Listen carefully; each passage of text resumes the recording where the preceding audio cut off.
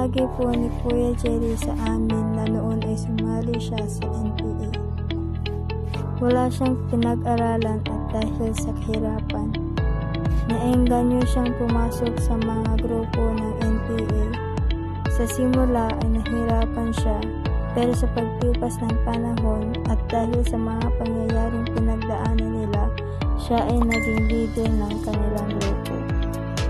Noong may digmaan nila, sinabi raw niya sa kanyang mga kagrupo na sila na ang bahala sa kanilang laban. Uuwi na lang daw siya. Mahirap ang buhay bilang NPA. Ayon sa kwento, marami sa mga tinutukoy nilang kaaway ay pinaparusahan o sinasabing pinapatay daw ang mga may kasalanan, tulad ng mga magnanakaw o rapists.